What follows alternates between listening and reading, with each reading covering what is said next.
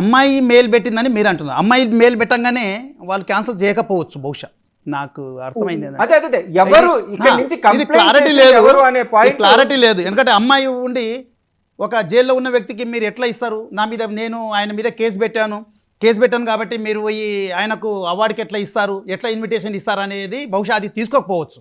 ఎవరు అంత ఈజీగా లేదు. అమ్మాయి రేపు పెట్టించారు. ఇక్కడ మనం చేయాల్సింది ఒకటి ఏముండేదంటే, ఇక్కడ జ్యూరీ మెంబర్ కూడా మన వాళ్ళు ఎవరైనా ఉంటారా, వాళ్ళని అడగ ఇట్లా చెప్తే ఇట్లా. ఇప్పుడు ఈ విధంగా రేపు అందరు జైలుకు వెళ్ళేసి వచ్చిన వాళ్ళు ఉన్నారు చాలామంది.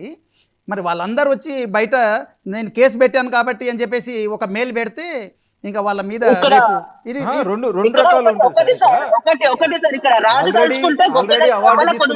కేసులు పెట్టచ్చు, లేదు అవార్డు ప్రకటించిన వాళ్ళందరి మీద కేసులు పెట్టచ్చు, రిజిస్టర్ చేద్దాం, కావచ్చు, అందరికి సస్పెండ్ చేస్తారా? ఆరోపణలే కదా. నేను ఏమంటున్నా, ఇప్పుడు ఇంతకుముందు కేసులు బుక్ అయిన వాళ్ళు కూడా అవార్డు తీసుకున్నారు కదా. వాళ్ళ ఎవరైతే కేసులు పెట్టిన వాళ్ళు ఉన్నారు కదా, వాళ్ళు కూడా ఇప్పుడు మెయిల్ పెట్టిద్దాం, మనమే పెట్టిద్దాం. మళ్ళీ మీరు అవార్డు రిటర్న్ తీసుకుంటారా అది చెప్పాలి. ఇప్పుడు అవార్డు వాళ్ళు రిటర్న్ తీసుకోవాలి, జ్యూరీ వాళ్ళు. యాక్చువల్లీ ఇప్పుడు ఇంతకుముందు ఎవరైతే అవార్డు తీసుకున్నారో సరే వాళ్ళ పేర్లు మనం తీసుకోవద్దు, చాలా మంది లిస్ట్ ఉన్నాయి, ఒక 2-3 ఉన్నాయి. మరి వాళ్ళ మీద కూడా మెయిల్ పెట్టిద్దాం మనం పోయి. మళ్ళీ వాళ్ళ అవార్డు రిటర్న్ తీసుకుంటారా వీళ్ళు అనేది నాకు ఏదో చిన్న డౌట్ వస్తుంది. సో దీంట్లో క్లారిటీగా మీరు సినిమా ఫీల్డ్ వాళ్ళే చెప్పాలి, ఎందుకంటే మాకు కొంచెం కన్ఫ్యూజ్ అవుతున్నాం. రేపు ఈ నేషనల్ హెచ్ఆర్సీలో పెట్టినప్పుడు ఇవన్నీ వస్తాయి బయట క్వశ్చన్లు, ఇవన్నీ ఆన్సర్ చెప్పుకోవాల్సి వస్తుంది రేపు. కాదు ఒక్క నిమిషం, ఇవన్నీ ఆన్సర్ చెప్పాల్సి వస్తుంది రేపు. అమ్మాయి మెయిల్ పెట్టింది కాబట్టి క్యాన్సిల్ చేశాము అంటే రేపు నేషనల్ హెచ్ఆర్సీ వాళ్ళు రిప్లై వీళ్ళు ఇవ్వగలుగుతారా?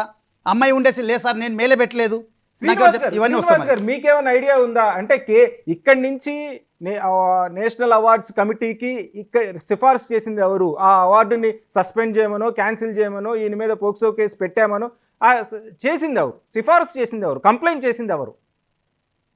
అయితే జనరల్ గా ఒక జ్యూరీ కమిటీ అనేది టోటల్ అన్ని స్టేట్ల నుంచి ఒక్కొక్క స్టేట్ నుంచి 2-3 లాంగ్వేజ్ వైజ్ గా అనేది సెలెక్ట్ చేసేసి వాళ్ళకి ముందే ఇన్ఫార్మ్ చేస్తారు.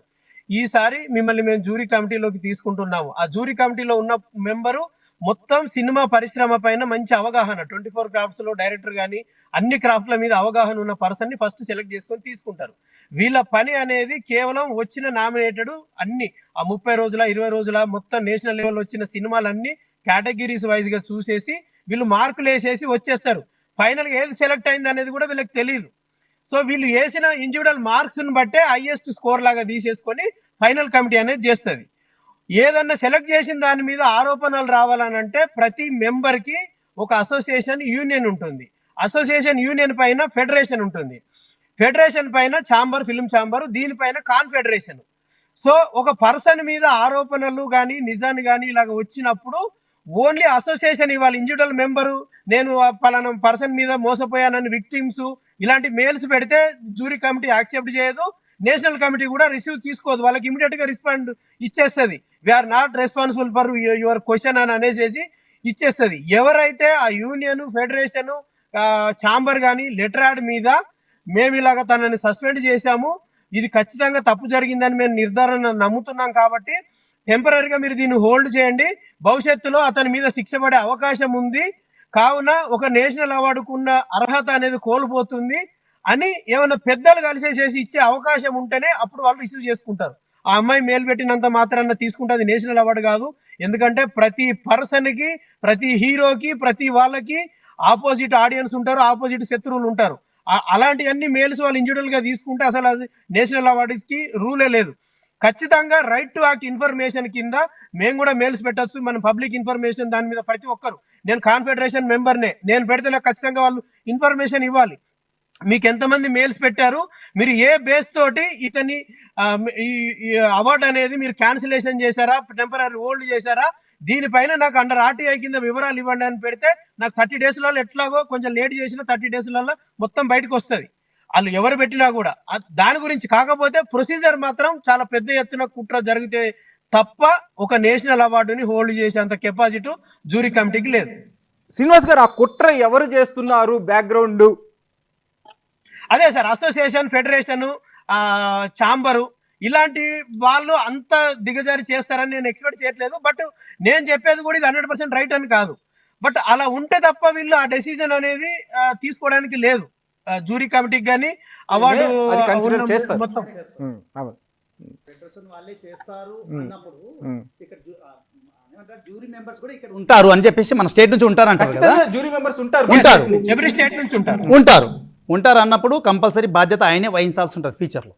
ఆయన ఇక్కడ- తెలియకుండా క్యాన్సిల్ కాదు. ఇక్కడ మనము జానీ మాస్టర్ ని ఒక తమిళ్ సినిమాకి వచ్చింది ఆ సినిమా ఆ అవార్డు, కాబట్టి వాళ్ళకి సంబంధం ఉండకపోవచ్చు, ఫెడరేషన్ రికమెండ్ చేయొచ్చు, కానీ ఈ సినిమా ఏ ఇండస్ట్రీకి వచ్చింది ఈ అవార్డు? నేను చెప్పేది అంటే ఇక్కడ ఫెడరేషన్ తెలియకుండానే వాళ్ళు క్యాన్సిల్ చేశారా, ఫెడరేషన్ ఇన్ఫర్మేషన్ ఇవ్వకుండానే శ్రీనివాస్ గారు చెప్తున్నారు కదా, కానీ ఇక్కడ మేల్ అమ్మాయి పెట్టింది అంటున్నారు.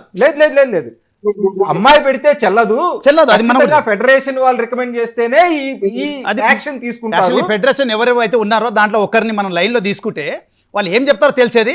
బట్ సెకండ్ ఎడిషన్ పెట్టొచ్చు, కానీ దీని మీద దీని కంపల్సరీ రాబోయే రోజుల్లో బాధ్యత వహించాల్సి ఉంటుంది. ఎందుకంటే ఇప్పుడు 2 వస్తున్నాయి, అమ్మాయి మేలు పెట్టితేనే జరిగిందని ఏమైనా చెప్తే అది కాకపోవచ్చు, కానీ ఇక్కడ ఎవరైతే రికమెండ్ చేసిన వాళ్ళు ఉంటారు వాళ్ళ తెలియకుండానే వీళ్ళు ఇన్విటేషన్ క్యాన్సిల్ చేశారా లేకుంటే ఎలా చేశారా అనేది. కానీ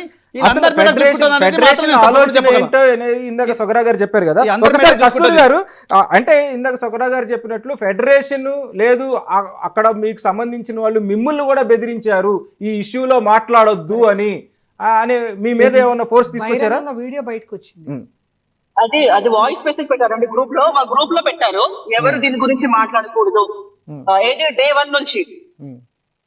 సో నేను దాని గురించి వేరే దాంట్లో మాట్లాడతాను. కానీ ఇంకొక విషయం ఏంటంటే ఇక్కడ మనకి చాంబర్ లో కూడా చూడండి 14వ తేదీ అమ్మాయి వచ్చింది ఓన్లీ కార్డు విషయంలో మాట్లాడడానికి వచ్చినప్పుడు 15వ తేదీ కేసు ఎలా బుక్ అయింది అంటే మీరు జాగ్రత్తగా గమనిస్తే ప్రతి పాయింట్ మనకి వాళ్ళు చేసే దాంట్లోనే దొరికిపోతారు.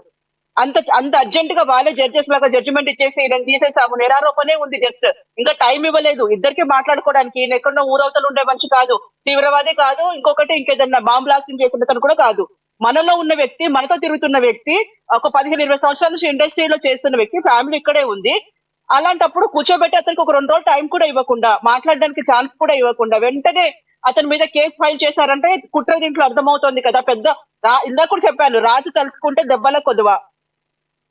సో అక్కడ పెద్ద ప్రొడ్యూసర్స్ ఉన్నారా, పెద్ద బ్యాక్గ్రౌండ్ ఉందా, లేకపోతే వాళ్ళు తలుచుకుంటే ఎంతసేపు అండి. నిజంగా అంటే జానీ మాస్టర్ బ్యాక్గ్రౌండ్ లేదు, ఫస్ట్ నుంచి మొత్తుకునేది అదే. అతనికి పెద్ద ఏదైనా మినిస్టర్ కొడుకు అయి ఉంటేనో లేకపోతే ఏదైనా ప్రొడ్యూసర్ కొడుకు అయి ఉంటేనో ఈ కథ వేరేలాగా ఉండేది.